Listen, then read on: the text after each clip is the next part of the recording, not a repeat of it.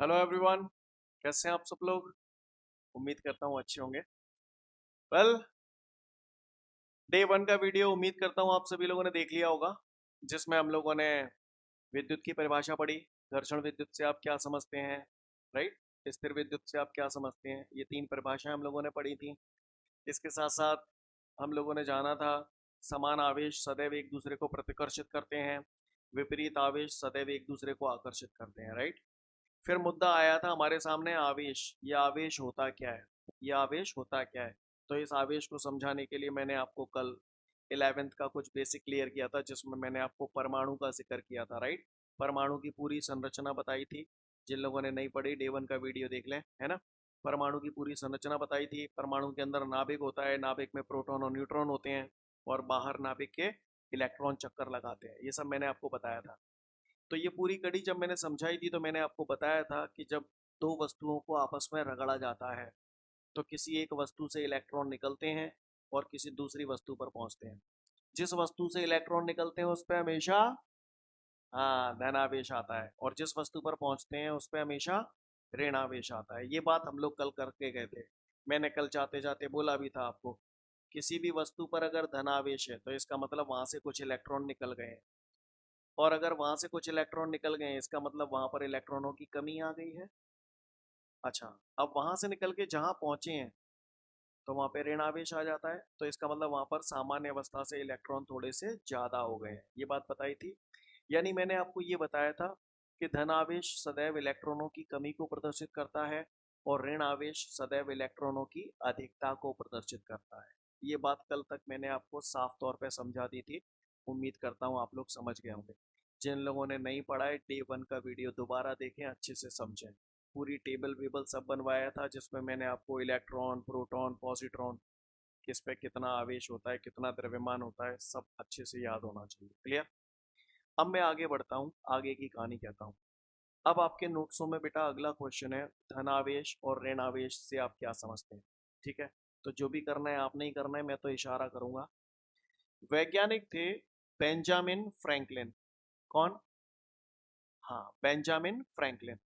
Benjamin Franklin ने क्या किया, कुछ एक प्रयोग किए।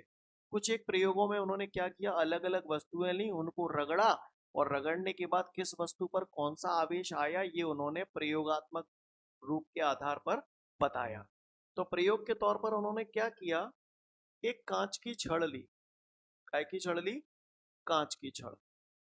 और कांच की छड़ को उन्होंने रेशम के कपड़े के साथ रगड़ा। काय से रगड़ा? रेशम के कपड़े से। जब उन्होंने कांच की छड़ को रेशम के कपड़े के साथ रगड़ा तो उन्होंने देखा कि कांच की छड़ से कुछ इलेक्ट्रॉन निकलकर रेशम के कपड़े की तरफ जा रहे थे।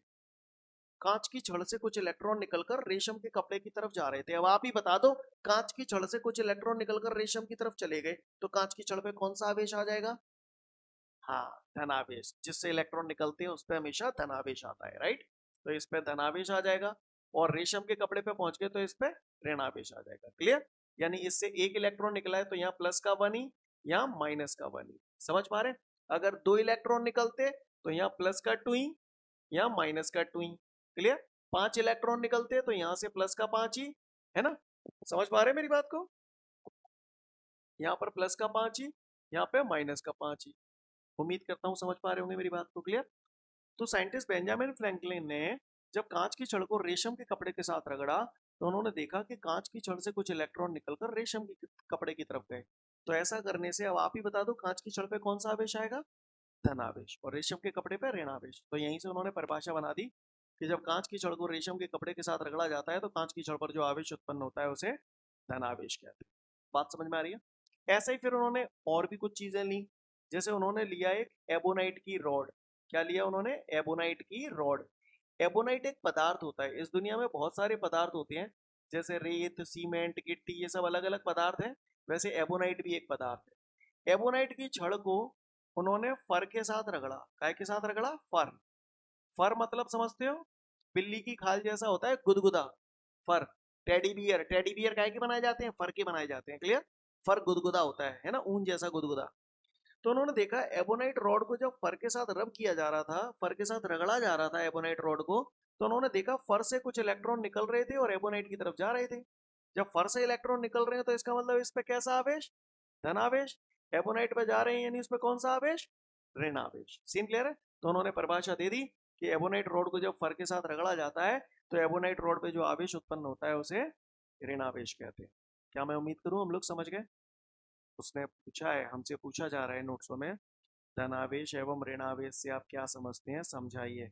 आप सिंपल इतना बोलना है, जब कांच की छड़ को रेशम के कपड़े के साथ रगड़ा जाता है तो कांच की छड़ पे जो आवेश उत्पन्न होता है उसे धनावेश कहते हैं।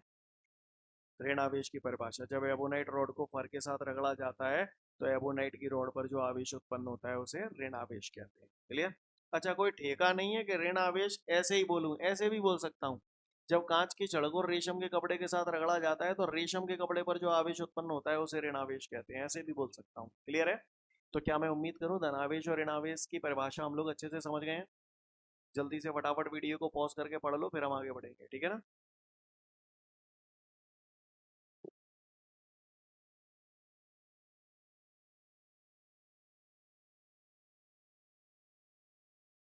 तो फिर आगे बढ़ते हैं। उम्मीद करता हूँ सभी ने पढ़ लिया होगा इसको। तो वैज्ञानिक बेंजामिन फ्रैंकलिन जो थे, तो उन्होंने अलग अलग वस्तुओं को आपस में रगड़ा और रगड़ने के बाद किस पे धनावेश आता है किस पे ऋणावेश आता है इसकी उन्होंने पूरी एक लिस्ट बनाई। जैसे कि कांच की छड़ को रेशम के कपड़े के साथ रगड़ा तो कांच की छड़ पे धनावेश आया और रेशम के कपड़े पर ऋणावेश आया, राइट। एबोनाइट रॉड को फर के साथ उन्होंने रगड़ा तो फर पर धनावेश आया, एबोनाइट की रॉड पर ऋणावेश आया, राइट। ऐसे ही उन्होंने कुछ अन्य चीजों के साथ भी अपने प्रयोग किए। जैसे उन्होंने ऊन को जब प्लास्टिक के साथ रगड़ा तो उन्होंने देखा प्लास्टिक पे ऋणावेश ऊन पे धनावेश। फिर उन्होंने ऊन को रबड़ के साथ रगड़ा तो उन्होंने देखा कि रबड़ पर ऋणावेश और ऊन पर धनावेश। सीन क्लियर है। तो इस तरीके से एक लंबी अच्छी खासी लिस्ट है। सभी याद रखना हमारे लिए पॉसिबल नहीं है, कुछ एक इंपॉर्टेंट मैंने बता दी है। सीन क्लियर है। इसकी एक पूरी सीरीज है जिसे हम लोग ट्राइबो इलेक्ट्रिक सीरीज बोलते हैं, पर वो सब जानना हमारा टास्क नहीं है, पहले यही याद रह जाए हमें। क्लियर है। तो अगर किसी ने पूछा धनावेश और ऋणावेश से आप क्या समझते हैं तो मन मत दोगे भागो। क्लियर। आगे बढ़ते हैं। इसके बाद अब आपके सामने नोट्सों में क्वेश्चन दिया है बेटा आपको कि आवेश संरक्षण के नियम से आप क्या समझते हैं, उदाहरण सहित समझाइए। क्या बोल रहा है, आवेश संरक्षण के नियम से आप क्या समझते हैं, उदाहरण सहित समझाइए। तो भैया 11th में हमने ऊर्जा संरक्षण का नियम पढ़ा था, याद है। ऊर्जा को न तो उत्पन्न किया जा सकता है ना ही नष्ट किया जा सकता है, यह सदैव संरक्षित रहती है, इसे केवल एक जगह से दूसरी जगह स्थानांतरित किया जा सकता है। ठीक इसी प्रकार यहाँ पर हम लोग बोलेंगे आवेश संरक्षण का नियम, आवेश को न तो उत्पन्न किया जा सकता है ना ही नष्ट किया जा सकता है, यह सदैव संरक्षित रहता है, इसे केवल एक जगह से दूसरी जगह स्थानांतरित किया जा सकता है। सीन क्लियर है। अब यहाँ पर आपके नोट्स में जो लिखा है ना वो ऐसे लिखा है, किसी पृथकृत निकाय में। अब आप बचिए कि ये पृथकृत निकाय क्या होता है, तो सुने थोड़ा सा। इतना तो समझ में आता है ना। किसी ने पूछा आवेश संरक्षण का नियम क्या है, तो आप तो इतना लिख देना, आवेश को न तो उत्पन्न किया जा सकता है ना ही नष्ट किया जा सकता है, यह सदैव संरक्षित रहता है, इसे केवल एक जगह से दूसरी जगह स्थानांतरित किया जा सकता है। क्लियर। इसी को आवेश संरक्षण का नियम कहते हैं। अब मेरी बात ध्यान से सुनना। मान के चलो कांच की छड़ को रेशम के कपड़े के साथ रगड़ा तो इस पे धनावेश आ गया, इसमें ऋणावेश आ गया। अब सोचो तुम इन्हें जमीन पे धर दो, तो जमीन पे धर दोगे तो इसका पूरा आवेश कहाँ चला जाएगा, जमीन में चला जाएगा। क्या वो आवेश संरक्षित रहेगा, नहीं रहेगा। तो अगर मैं चाहता हूं कि आवेश संरक्षित रहे तो मुझे इसे क्या करना पड़ेगा, मुझे इसे एक कुचालक स्टैंड पे रखना पड़ेगा। कुचालक स्टैंड पे इसलिए रखना पड़ेगा क्योंकि कुचालक स्टैंड रखने से क्या होगा, इस पे जो आवेश है वो आवेश, अब वो आवेश जमीन में नहीं जा पाएगा कुचालक स्टैंड की वजह से। समझ पा रहे हैं। वो आवेश इन्हीं के ऊपर संरक्षित रहेगा। कल मैंने आपको डे 1 के वीडियो में बताया था स्थिर विद्युत, बंदे को प्लास्टिक की चेयर पे बिठाया था। तो क्यों बिठाया था प्लास्टिक की चेयर पे, समझ में आ रही है बात, जिससे वो आवेश जमीन में न जा पाए। उम्मीद करता हूँ समझ गए होगे आप मेरी बात को। सीन क्लियर है। तो मैं फिर से बोल रहा हूँ, ये बात समझ में आई सभी को। तो मैंने यहाँ पर इसको कुचालक स्टैंड पर रखकर क्या किया, मैंने कांच और रेशम के कपड़े को जमीन से पृथक कर दिया, पृथक कर दिया, अलग कर दिया। नहीं आई बात समझ में। इसीलिए मैंने बोला है किसी पृथकृत निकाय में, किसी पृथकृत निकाय में आवेश को न तो उत्पन्न किया जा सकता है ना ही नष्ट किया जा सकता है, यह सदैव संरक्षित रहता है, इसे केवल एक जगह से दूसरी जगह स्थानांतरित किया जा सकता है। आप ये देखो स्थानांतरित ये तो हो रहा है। बोलो भैया इलेक्ट्रॉन यहाँ से यहाँ निकल गया तो यहाँ ऋण आवेश आ गया, यहाँ धन आवेश आ गया। दोनों को अगर जोड़ूंगा तो कुल आवेश तो शून्य ही रहेगा ना, कुल आवेश तो संरक्षित ही है, नष्ट तो कहीं भी नहीं हुआ ना, बस आवेश एक इलेक्ट्रॉन निकल के एक जगह से दूसरी जगह पहुंच गया है। बोले भैया आवेश नष्ट तो नहीं हुआ, इसीलिए हम इसे बोलते हैं आवेश संरक्षण का नियम। मैं फिर से बोलता हूँ, किसी पृथक्कृत निकाय में आवेश को न तो उत्पन्न किया जा सकता है, ना ही नष्ट किया जा सकता है, यह सदैव संरक्षित रहता है, इसे केवल एक स्थान से दूसरे स्थान तक स्थानांतरित किया जा सकता है। सीन क्लियर है? अगर किसी ने पूछा उदाहरण से ही समझाओ, तो बोल दो, समझ लो पहले, कांच की छड़ को रेशम के कपड़े के साथ रगड़ा, तो भैया कांच की छड़ पर ठीक उतना ही धनावेश पैदा होगा जितना कि रेशम के कपड़े पर ऋणावेश पैदा होगा, न कम न ज्यादा। क्लियर है? क्लियर? अगर इस पे +2 ही है तो इस पे -2 ही होगा, न कम न ज्यादा। तो बोल सकते हो उदाहरण के तौर पर हम लोग, कांच की छड़ को जब रेशम के कपड़े के साथ रगड़ा जाता है तो कांच की छड़ पर ठीक उतना ही धनावेश उत्पन्न होता है जितना कि रेशम के कपड़े पर ऋणावेश उत्पन्न होता है। दूसरा उदाहरण देना, ये दे दो, एबोनाइट रोड को फर के साथ रगड़ा जाता है तो एबोनाइट रोड पे ठीक उतना ही ऋणावेश उत्पन्न होता है जितना कि फर पर धनावेश उत्पन्न होता है। उम्मीद करता हूँ आप लोग समझ गए होंगे। मैं एक बार फिर से बोल रहा हूँ, ध्यान से सुन लें। किसी ने मुझसे पूछा है आवेश संरक्षण का नियम उदाहरण सहित समझाइए, तो मैं क्या बोलूंगा, किसी पृथक्कृत निकाय में आवेश को न तो उत्पन्न किया जा सकता है, ना ही नष्ट किया जा सकता है, यह सदैव संरक्षित रहता है, इसे केवल एक जगह से दूसरी जगह स्थानांतरित किया जा सकता है, यही आवेश संरक्षण का नियम है। क्लियर? उदाहरण, कांच की छड़ को जब रेशम के कपड़े के साथ रगड़ा जाता है तो कांच की छड़ पर ठीक उतना ही धनावेश उत्पन्न होता है जितना कि रेशम के कपड़े पर ऋणावेश उत्पन्न होता है। दूसरा उदाहरण, एबोनाइट रोड को फर के साथ जब रगड़ा जाता है तो एबोनाइट की रोड पर ठीक उतना ही ऋणावेश उत्पन्न होता है जितना कि फर पर धनावेश उत्पन्न होता है। उम्मीद करता हूँ समझ गए होंगे। फटाफट वीडियो को पॉज करो और ये फटाफट आवेश संरक्षण का नियम उदाहरण से पूरा पढ़ लो, फिर आगे बढ़ूंगा।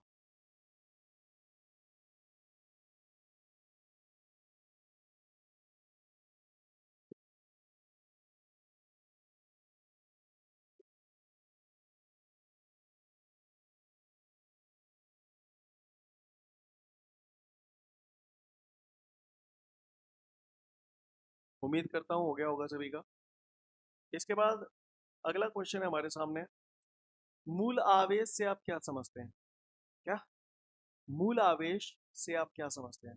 तो सबसे पहले मूल आवेश, आवेश तो आप जानते हो, मूल, मूल का मतलब, हाँ, जड़, जड़ यानी जहां से किसी चीज की शुरुआत हुई हो। यस और नो? आप बताओ, शुरुआती स्टेज में कोई चीज बहुत छोटी होगी या बहुत बड़ी होगी? हाँ, बहुत छोटी होगी, राइट। मुझसे पूछ रहा है मूल आवेश, तो मूल आवेश यानी शुरुआती आवेश, है ना? और शुरुआती आवेश का मतलब जहां से आवेश की शुरुआत हुई हो, तो शुरुआत में कोई भी चीज का मान न्यूनतम होगा या अधिकतम होगा? हाँ, न्यूनतम होगा। क्लियर? तो यही इसकी परिभाषा है। किसी ने पूछा मूल आवेश से आप क्या समझते हैं, तो आप उसे बोलना, प्रकृति में उपस्थित आवेश के न्यूनतम मान को मूल आवेश कहते हैं। प्रकृति में उपस्थित आवेश के न्यूनतम मान को मूल आवेश कहते हैं और इसे अक्षर स्मॉल ई से प्रदर्शित करते हैं। काय से प्रदर्शित करते हैं? स्मॉल ई से। स्मॉल ई से इसलिए प्रदर्शित कर रहे हैं क्योंकि मूल आवेश का जो मान होता है वो इलेक्ट्रॉन पर आवेश के बराबर होता है। काय के बराबर होता है? इलेक्ट्रॉन पर आवेश के बराबर होता है, इसलिए हम लोग मूल आवेश को अक्षर स्मॉल ई से प्रदर्शित करते हैं। और इसका जो मान होता है वो होता है इलेक्ट्रॉन पे आवेश के बराबर, यानी कि 1.6 गुणा 10⁻⁻19 कूलम। सीन क्लियर है? तो अगर किसी ने मुझसे पूछ लिया कि मूल आवेश से आप क्या समझते हैं, तो मन बदले हुए भागो, भागो होगे बातें हैं। प्रकृति में उपस्थित आवेश के न्यूनतम मान को मूल आवेश कहते हैं, इसे अक्षर ई से प्रदर्शित करते हैं और इसका मान 1.6 गुणा 10⁻⁻19 कूलम होता है। Scene clear? आगे बढ़ो। इसके बाद हमारे सामने अगला क्वेश्चन है, आवेश के क्वांटीकरण सिद्धांत से आप क्या समझते हैं? क्या पूछ रहा है हमसे वो? आवेश का क्वांटीकरण सिद्धांत पूछ रहा है। आवेश का क्वांटीकरण सिद्धांत क्या है?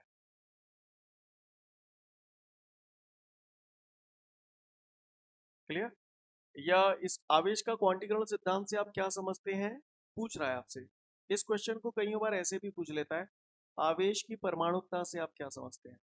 तो आइए इसे समझने की कोशिश करते हैं। पहले आप एक बात बताओ, आपके घर में कुछ ना कुछ सदस्य रहते होंगे, है ना? मैं पूछूं आपके घर में कितने सदस्य हैं? किसी का आंसर 3 होगा, किसी का 4 होगा, किसी का 10 होगा, किसी का 12 होगा, किसी का 6 होगा, है ना? क्या किसी का आंसर 6.25 भी हो सकता है क्या, कि भैया हमारे घर में तो 6.25 लोग रहते हैं, ऐसा संभव है?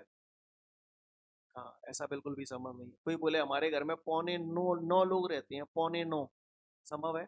नहीं, है ना, क्योंकि घरों में सदस्यों की जो संख्या होगी वो हमेशा एक पूर्ण नंबर होगा, पूर्णांक होगा, वो पूरा अंक होगा। 1 होगी, 2 होगी, 10 होगी, 20 होगी, 50 लाख, 2 लाख, 50 लाख, कुछ भी हो, लेकिन होगा तो वो एक कंप्लीट नंबर। कभी दशमलव में नहीं हो सकता, कभी वटे में नहीं हो सकता है। कभी कभी किसी को सुना है कि हमारे घर में 4/3 मेंबर है? नहीं ना, है ना, है ना। हमारे घर में सदस्यों की जो संख्या होगी वो हमेशा एक पूर्ण संख्या होगी। सही बोल रहा हूँ? अच्छा, अब हम आवेश का क्वांटीकरण सिद्धांत समझते हैं, ध्यान देना।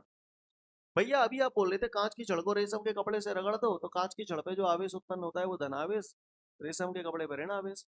होता काय की वजह से? इलेक्ट्रॉनों के स्थानांतरण की वजह से। तो भैया इलेक्ट्रॉन अगर स्थानांतरित होंगे, 1 इलेक्ट्रॉन हो जाएगा, 2 इलेक्ट्रॉन हो जाएंगे, 5 इलेक्ट्रॉन हो जाएंगे, 10 हो जाएंगे, 20 हो जाएंगे, 50 हो जाएंगे। ऐसे हो सकता है क्या कि 1.25 इलेक्ट्रॉन चले गए जनते वहां? ऐसा कभी नहीं होगा। कोई बोल सकता है ऐसे कि भैया 1.25 इलेक्ट्रॉन कांच से रेशम की तरफ चले गए? कभी नहीं होगा, राइट, है ना। यानी मेरा कहने का तात्पर्य यह है कि किसी भी वस्तु पर जो आवेश होता है, किसी भी वस्तु पर जो आवेश होता है ना, वो आवेश ऐसे ही होगा, 2e, 5e, 3e, 7e, 9e, इस टाइप के होंगे, है ना, 6e, ऐसे ही होंगे। यानी किसी भी वस्तु पर जो आवेश होंगे उसमें एक तो e आएगा, क्या आएगा? e आएगा, राइट, एक तो e आएगा, और इसके बगल से क्या आएगा? एक संख्या आएगी। क्या आएगी भैया? एक संख्या आएगी, ठीक है ना। एक सेकेंड, तो यहाँ पर हमारा एक संख्या आएगी, तो संख्या के तौर पर मैंने यहाँ क्या लिख दिया? n। n की वैल्यू यहाँ पर कुछ भी हो सकती है, n नंबर ऑफ इलेक्ट्रॉन है, n की वैल्यू यहाँ पर कुछ भी हो सकती है। n is equal to 1, 2, 3 dot dot dot, कुछ भी हो सकता है n की वैल्यू। बात समझ में आ रही है सभी को? किसी को कोई दिक्कत? सीन क्लियर है? तो n की वैल्यू यहाँ पर कुछ भी हो सकती है ना। तो गौर से देखेंगे हम लोग, n की वैल्यू यहाँ पर 1 होगी तो ये 1e हो जाएगा ऐसे, n की जगह 2 होगा तो ये 2e, n की जगह 3 होता तो 3e हो जाता। समझ पा रहे हैं मेरी बात को? यानी n जो है वो अपने आप में पूर्ण संख्या होगी। उम्मीद करता हूँ आप बात को समझ गए होंगे। तो सुने भाई, आवेश का क्वांटीकरण सिद्धांत होता क्या है। आवेश को अक्षर q से प्रदर्शित करते हैं, तो हम बोलते हैं प्रकृति में आवेश। q क्या है? आवेश। और इस प्रकृति में जितना भी आवेश है उसकी बात कर रहे हैं।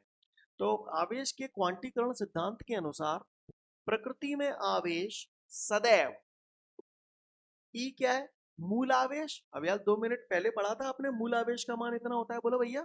तो प्रकृति में आवेश सदैव मूल आवेश का पूर्ण गुणज होता है। गुणज मतलब गुणा हो रहा है इसका इससे, और n अपने आप में एक पूर्ण संख्या है।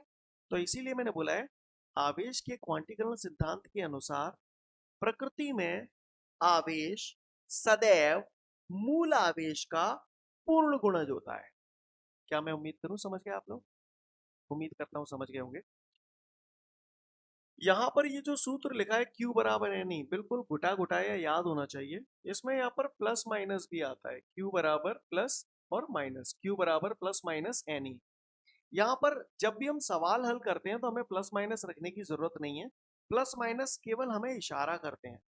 अगर किसी वस्तु पर धन आवेश है तो धनावेश हमें मालूम है सदैव क्या करता है? इलेक्ट्रॉनों की कमी को प्रदर्शित करता है। बताया था कल डे 1 के वीडियो में। अगर किसी वस्तु पर धनावेश है इसका मतलब वहां से कुछ इलेक्ट्रॉन निकल के दूसरी जगह चले गए हैं, इलेक्ट्रॉनों की कमी आ गई है वहां पर, है ना। किसी भी वस्तु पर धनावेश सदैव इलेक्ट्रॉनों की कमी को प्रदर्शित करता है, और ऋणावेश किसी भी वस्तु पर इलेक्ट्रॉनों की अधिकता को प्रदर्शित करता है। उम्मीद करता हूँ समझ गए होंगे। तो किसी ने पूछा आवेश के क्वांटीकरण सिद्धांत से आप क्या समझते हैं, तो बता दोगे? आवेश के क्वांटीकरण सिद्धांत के अनुसार प्रकृति में आवेश सदैव मूल आवेश का पूर्ण गुणज होता है। क्लियर? उम्मीद करता हूँ समझ गए होंगे। क्लियर? फटाक से जल्दी से पढ़ लो। अच्छा, एक दो बातें और बताओ। क्या किसी वस्तु पर आवेश ऐसे लिख सकता हूँ 1.5e? नहीं लिख सकता, क्योंकि e के बगल से जो n है वो n एक पूर्ण संख्या है, यानी यहाँ पर एक पूर्ण संख्या आनी चाहिए, राइट। ये दशमलव में है तो ये आवेश संभव नहीं है। क्या किसी वस्तु पर आवेश ये हो सकता है 4/3e? नहीं हो सकता, क्योंकि e के बगल से एक पूरा नंबर होना चाहिए। ये 4/3 है, 4/3 को सॉल्व करूंगा तो 1.33 आएगा, तो ऐसा आवेश संभव नहीं। बात समझ में आ रही है? तो प्रकृति में आवेश सदैव मूल आवेश का पूर्ण गुणज होता है। उम्मीद करता हूँ समझ गए होगे। फटाफट पढ़ लो, वीडियो को पॉज करके फिर आगे बढ़ूंगा।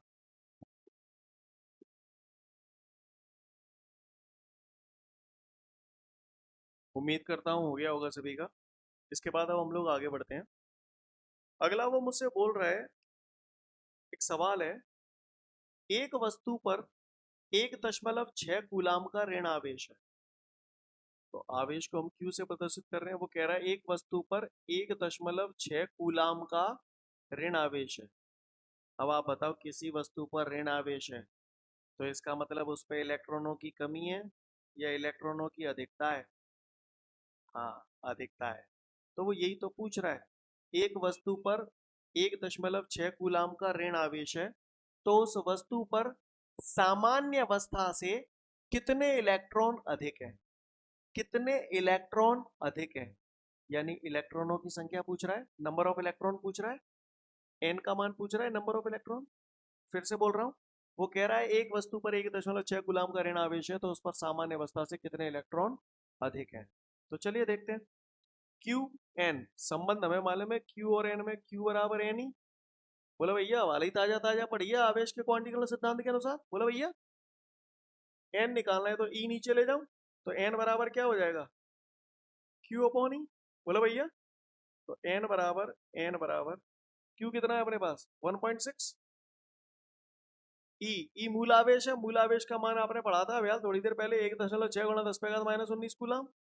अच्छा ध्यान रखना, यहाँ पर ये माइनस दिया है, माइनस की औकात केवल इतनी है, माइनस से हमको ये पता चल गया कि इस पर इलेक्ट्रॉन सामान्य अवस्था से ज्यादा है, इससे ज्यादा कोई औकात नहीं है माइनस की। बात समझ में आ रही है?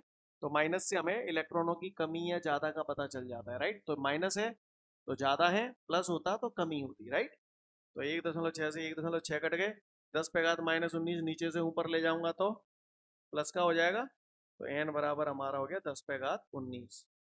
यानी अगर किसी वस्तु पर 1.6 कूलाम का ऋण आवेश है तो उस पर सामान्य अवस्था से 10⁻19 इलेक्ट्रॉन ज्यादा होंगे।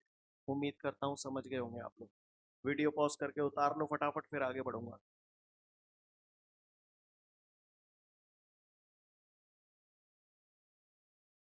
हो गया होगा सभी का। इसके बाद अब हमारे सामने अगला क्वेश्चन है। वो कह रहा है हीलियम के नाभिक पर आवेश की गणना कीजिए। क्लियर?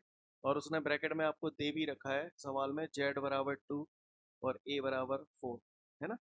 तो वो क्या, अब जरूरी नहीं है वो Z बराबर 2 और A बराबर 4 आपको दे, अगर वो नहीं भी देता है ना तो आपको समझ में आना चाहिए। केवल प्रश्न में मान के चलो ऐसे लिखा होता, हीलियम के नाभिक पर आवेश की गणना कीजिए। तो आइए करते हैं। हीलियम, तो हीलियम से तो अपना पुराना नाता है। बोला भैया हीलियम को आप ऐसे ही तो लिखते हो। क्लियर? कल खूब बताया था परमाणु आपको, ये हीलियम बना दिया। सबसे पहले तो हीलियम का परमाणु बनाते हैं। तो ये मैंने हीलियम का परमाणु बना दिया। परमाणु के अंदर क्या होता है, हाँ नाभिक, नाभिक के अंदर कौन रहता है, प्रोटॉन न्यूट्रॉन, बाहर कौन रहता है, इलेक्ट्रॉन। जितना परमाणु क्रमांक होता है उतने ही प्रोटॉन होते हैं, उतने ही इलेक्ट्रॉन होते हैं। और न्यूट्रॉनों की संख्या कैसे निकालते हैं, परमाणु भार में से परमाणु क्रमांक को माइनस कर देते हैं। यस और नो? सीन क्लियर है? तो 4 में से 2 माइनस करोगे तो क्या आ जाएगा, 2 न्यूट्रॉन। क्लियर? अब हम प्रश्न पे आते हैं। प्रश्न में उसने मुझसे यूं पूछा है कि हीलियम के नाभिक पर, तो भैया नाभिक कौन सा जाम है, जिनाभिक है कि जिनाभिक है, ये अंदर वाला हिस्सा तो नाभिक है, ये अंदर वाले हिस्से को ही तो हम नाभिक बोलते हैं। तो वो कह रहा है हीलियम के नाभिक पर आवेश की गणना कीजिए, यानी मुझे इस नाभिक पर आवेश निकालना है, क्यू का मान निकालना है। तो भैया नाभिक पर जो आवेश होगा वो 2 प्रोटॉन और 2 न्यूट्रॉन की वजह से होगा। अब इसमें 2 तो न्यूट्रॉन है और न्यूट्रॉन न्यूट्रल होता है, उदासीन होता है, तो न्यूट्रॉन पे तो कोई आवेश होता नहीं है, तो इसका तो काम तमाम, इसका तो कोई रोल ही नहीं है। अब बचे क्या, 2 प्रोटॉन, यानी नाभिक पर जो आवेश होगा वो 2 प्रोटॉनों के आवेश की वजह से होगा। तो नाभिक पर आवेश ऐसे लिखूं, 2 QP, यानी 2 QP का मतलब, P का मतलब प्रोटॉन, Q माने आवेश, 2 प्रोटॉनों के आवेश के बराबर होगा। तो कल भैया पूरी टेबल बनवाई थी आपको, 2 प्रोटॉन का आवेश कल आपने याद किया था, 1.6 गुणा 10⁻⁻19 कूलम। बोला भैया क्लियर? 2 का गुणा कर दोगे 16 से, 16 दूनी 32, पहाड़े आते हैं कि नहीं? एक अंक के बाद दशमलव है तो एक अंक के बाद दशमलव लग जाओ यहाँ में, 10 पे घात -19 वैसे की वैसे। तो ये आ गया आपका आंसर। आवेश निकाला है तो काय में नपेगा? कूलाम में। उम्मीद करता हूं समझ गए होंगे आप लोग। क्लियर? तो हीलियम नाभिक पर आवेश कितना आ गया? 3.2 गुणा 10 पे घात -19 कूलाम। वीडियो पॉज करके फटाफट नोट कर लो।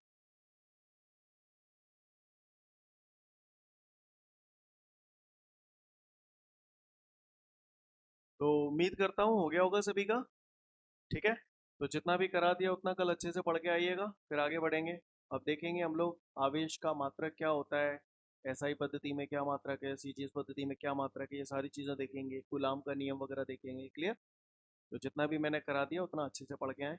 आज के लिए पर्याप्त है। Thank you everyone, have a great day to all of you guys. जय हिंद।